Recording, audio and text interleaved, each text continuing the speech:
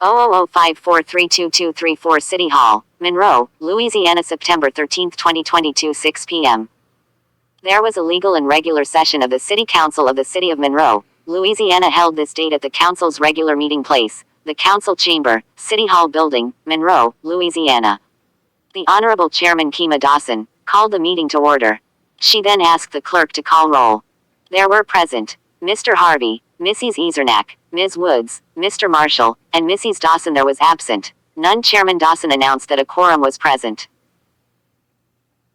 B. Upon motion of Mrs. Easernack, seconded by Mr. Harvey, and unanimously approved a resolution number 8364 authorizing a designated city representative to sign and accept a $1,800,000 grant from the Monroe West Monroe Convention and Visitors Bureau for Forsyth Tennis Courts expansion and further providing with respect thereto.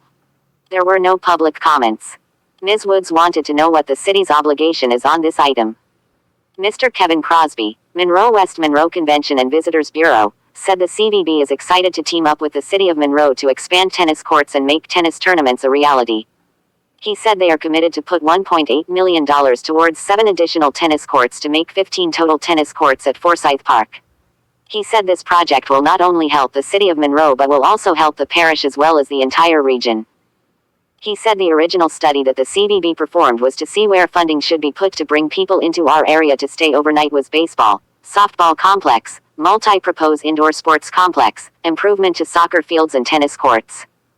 He said they conducted an economic impact study in 2021 by Victus Advertiser, and the direct impact of 6 new annual tournaments will bring in over 500 participants per tournament. He stated in about 3 years the City of Monroe will get their investment back. He further stated the CVB investment will take longer to get back because they will collect portions of the room night stays. Ms. Woods said Mr. Crosby did really well talking about the economic impact of this project. She stated for the benefit of those listening from home, she thinks we should give them an understanding on how the city is spending taxpayers' dollars. She stated again her question was what is the city's obligation on this project, and she wanted to know where the money is coming from. Ms. Megan Reisinger, grant writer, said the city's commitment is a little under $2.7 million. Ms. Woods wanted to know where the dollars would come from.